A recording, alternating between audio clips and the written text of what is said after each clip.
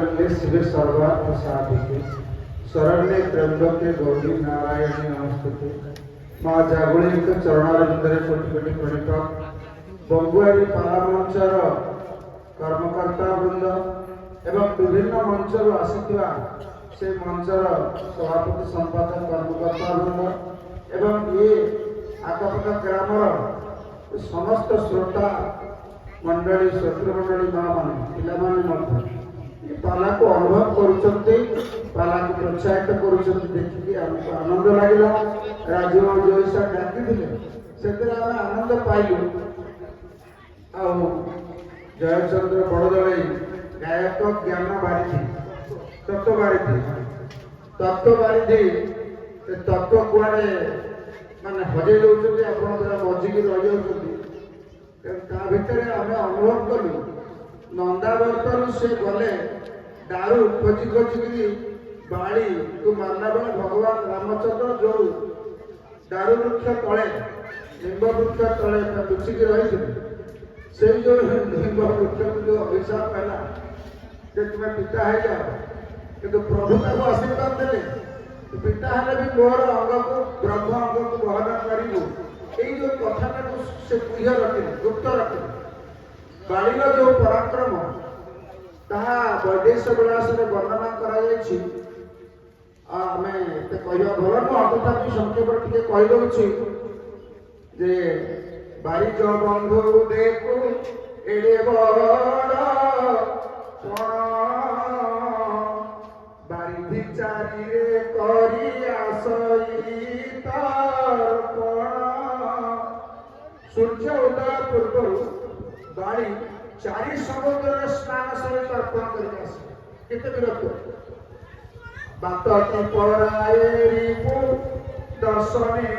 धरित बात पुष्प गंध प्राय बलार्ध हरित जमी फूलर पवन अधे गंध नहीं पड़ा सेमती बाड़ी सम्मुखें जो वीर आसे युद्ध करने तार अधे बल बाड़ी बाड़ी दे पड़ा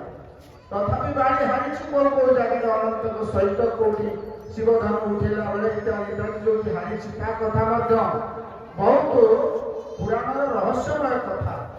आम पुराण रहस्यमय कथा सहित मीमांसा कर नंदावर्तर कथा जो पथर कथा कहले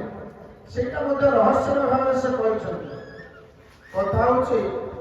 जिते पतित पावन वंदना कवि सूर्य चंद्रकला काव्य प्रथम छांद से लिखिं नंदावर्त शब्द कहले जे भरसा करिया संति दूर देशु प्राणी आरत भंजन दिन बंधु नाम शुणी ये अच्छी पुणी अच्छी जे कवि सम्राट कवि सूर्य रचना अच्छी जे बहुत दूर लोक मैंने आसुंच ये पतित पावन कहीं अच्छा ना आग पछ हेब प्रभु क्षति यही चिंतार जे चित्र परिया से पतित पावन चरण कमले बंदे नंदावर्त तल बंदापना बेले यही नंदावर्त बंदापना कथा तो गायक महोदय बर्तमान घर है ब्रह्मगिरी तेणु ब्रह्मगिरी को जाइए ब्रह्मगिरी प्रपर ब्रह्मगिरी जिते पाला होता मुझे देखाई अणसर समय अनवसर तेणु आप अनुसंधान करेंगे जदि कवि सूर्य देखिले से पतित पावन चरण कमले बंदे नंदावर्त तल बंदापना बेले ताले नंदावर्त कौटी अच्छी माने सिंहद्वार अच्छी ना सेठी जय विजय द्वार अच्छी ना कलाहाट द्वार अच्छी नंदावर्त कौन मु कहली नंदावर्त मुझे रहस्य रखुची कि ऊपर अच्छी नंदावर्त शब्द गोटे कहते आउ सबुठ बड़ कथा जगन्नाथंकर तत्व सी जो सारिया भितर गीत को बोलू बोलू जे जगन्नाथंकर आखि नहीं आम कथा अपाणी पाद जपान कह वेद अच्छी पश्यत्य चक्षुष शृणोत्य कर्ण सवेत्य वेद्यं न तस्यास्ति वेत्ता तमाहुरग्रं पुरुषं पुराणम। ये हूँ जगन्नाथकर तुलसी लिखिले बिनु पद चलई सुनई बिनु काना कर बिनु करम करई विधि नाना आनंद रहित सकुल रस भोगी बिनु बाणी बकता बड़ जोगी तन बिनु परस नयन बिनु देखा गहई ध्यान बिनु वास कसे। ये वेद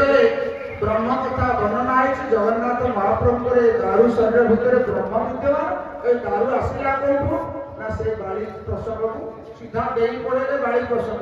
सुगीत प्रसंग बाड़ी प्रसंग पड़े आ गोटे भल श्लोक जे मुक्ता पलाय कहिनं हरिणं पलाय सिंहं विहन्ति भुज विक्रम दर्शनाय।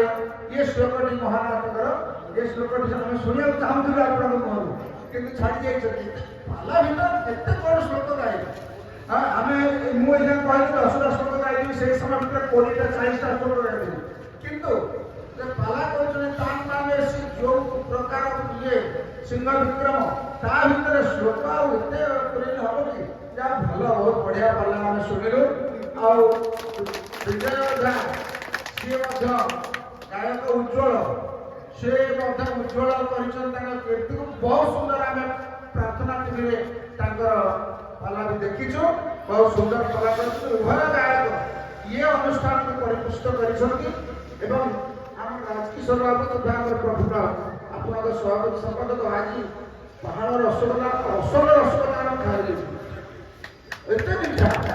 आ यारे चल्लार मीठा ये दीटा मीठा निरंजन सार केते बड़ क्वालिटी पड़ेगा पड़े हम नहीं जमा दिबानी मीठा तो सबड़े मिलुछ मीठा छाड़ी मीठा मगे हो बेसी समय नहले समस्त मंगल एवं कल्याण कामना करूछु तथा मोर रचित भजनांजलि पुस्तक समस्त गोटे गोटे दउछि जे से माने दरकार बोले गाइले ब्रह्मगिरी आश्चर्य ठाकुर अभिराम परमहंस भजन पुस्तक रखिछि से बैग रछि